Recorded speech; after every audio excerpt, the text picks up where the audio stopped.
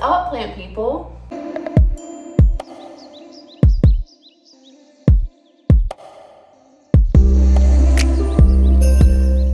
So for today's video, I am going to be doing a repot with me.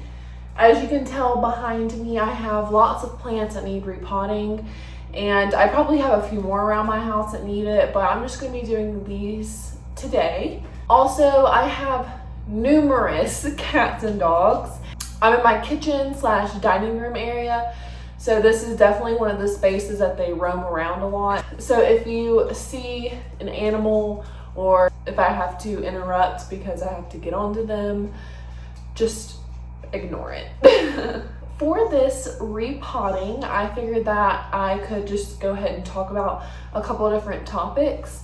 I wrote a few things down that I will be talking about during this repot, so it's not just me, putting a plant in a pot and they're just being silent. There's actually some interesting topics to talk about. Also, one thing I wanted to mention before I do this repotting is that this soil is actually black and gold, which is my first time trying it out. I've heard lots of different YouTubers use this, and also it's pretty much recommended from any nursery that you go to that at least sells it.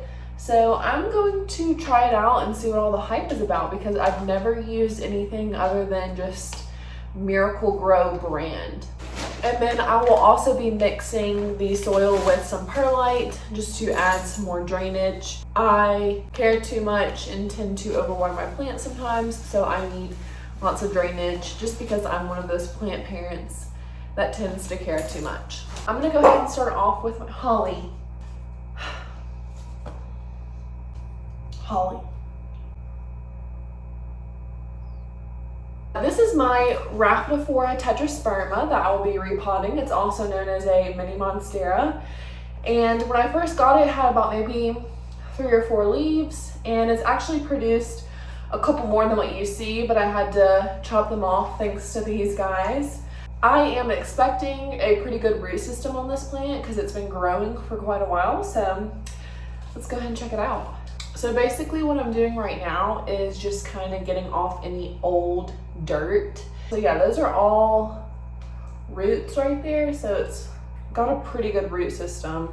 So I'm going to just get this big old pot right here and fill it up with some soil and perlite and mix it up. Alright, so I'm gonna go ahead and start talking about my first topic. Howard. Oh my god, the animals are driving me crazy. So it's actually a question that I've been asked a lot by friends and family that know I am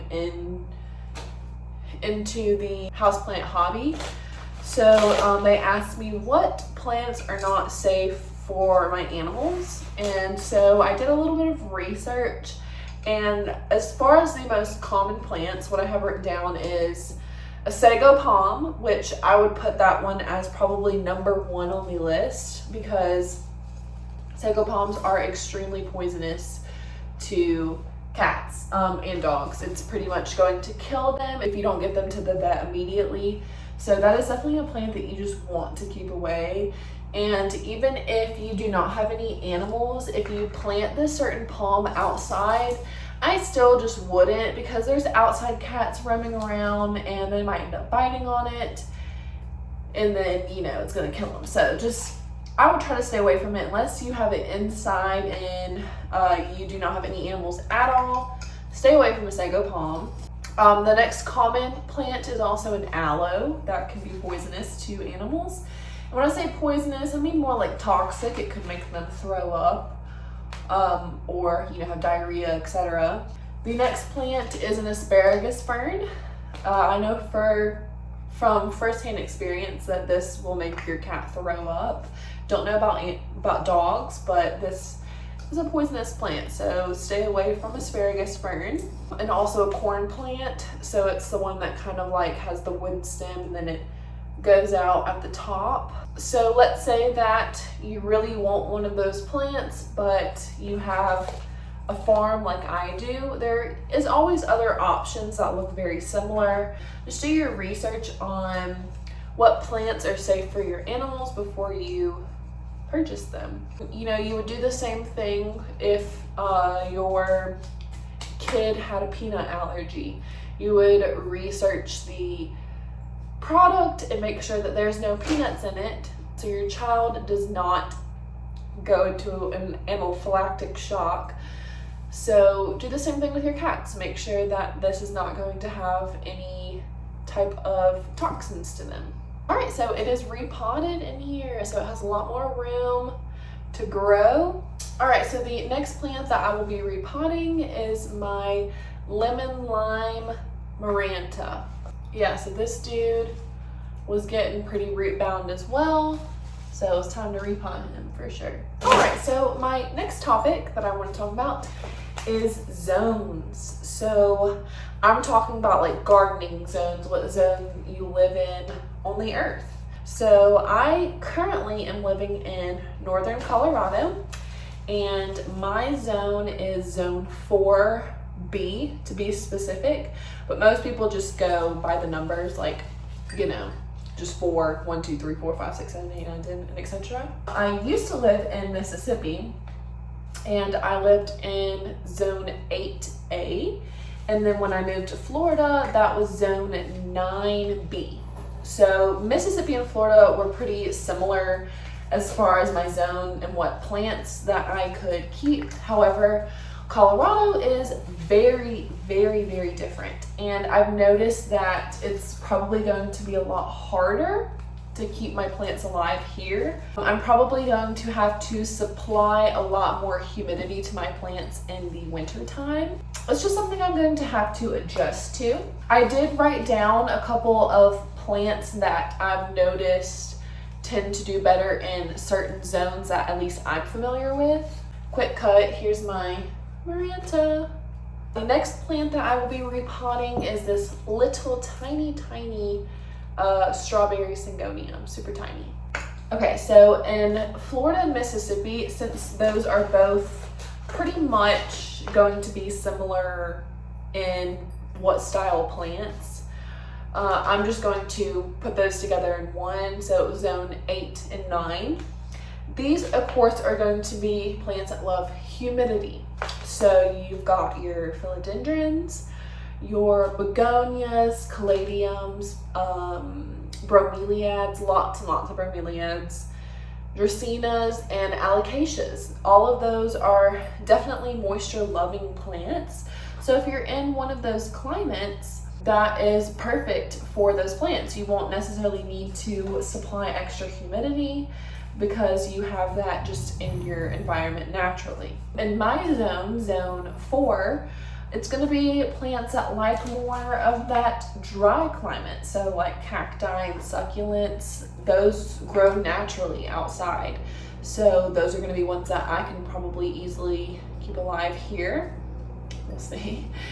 I've never been really good with succulents. Also, plants like Ripsalis or Hoyas, those plants that just really like dry climates. Now, that is not to say that you cannot keep, you know, philodendrons, alocasias, caladiums, whatever, alive in one of those colder climate zones, because you totally can. You're just gonna have to pay a little bit more attention to those plants and make sure that their needs are being met as far as, you know, water and humidity. A great way to make sure that your plant is getting enough humidity when it is one of those humidity loving plants, make sure that it has a tray underneath it with some pebbles and water, or maybe just water itself, and that will add plenty of humidity and moisture to the plant.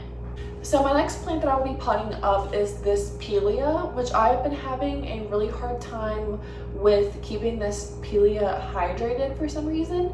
So I'm going to be putting it in this jar. However, I did put stones at the bottom so that way it has some drainage. But that is what I'm potting up next, so I hope that this helps out. All right, there we go. It is planted. I hope that this helps out with that moisture. I'm definitely not gonna leave it in this, but for right now, I'm hoping that this will kind of help it push some new growth out, because right now it is struggling. So with this glass jar, it will definitely help keep in some more moisture. So my next plant that I will repotting, this is actually one plant that I do not know what its roots are going to look like. I ordered this online like a month ago, so we will see what they look like. So my last topic that I want to talk about during this repotting is something that I am currently working on and will be working on until this journey is over one day. And that is making plant friends. So I'm not talking about just online, I'm talking about in person as well, but I will give you tips on both. So a couple tips on how to make plant friends in person is going to be just simply going out to events. So plant swaps or joining Facebook groups online that do little planting events. And then also Marketplace is also another really good place. If you want to, purchase any plants locally, check out your Marketplace on Facebook. And a majority of the time there is going to be a few people selling some clippings. And that's a great way to make plant friends as well. All right, there's my Maranta, my variegated Maranta. It needs water, but it's repotted. The last plant that I'm going to repot is a philodendron meekin. So when you were trying to meet someone on an internet platform such as YouTube or Instagram, the best way to do it is simply just reach out to that person. If they post a cool plant on their story or that you found their picture or plant or whatever it is interesting, whatever you want to say to them, and eventually over time, if you keep communicating, you kind of just become friends naturally. Oh my god, the roots on this thing. Holy crap. Alright, I finished the philodendron meekin, so all of my plants are repotted. I hope that you enjoyed some of these topics that I talked about. I definitely have some more plants I can repot, so if you like this video, just give it a thumbs up and we can do a part 2 to this. But anyways, I will see you guys in my next video, and I hope that you have a great day. Bye guys.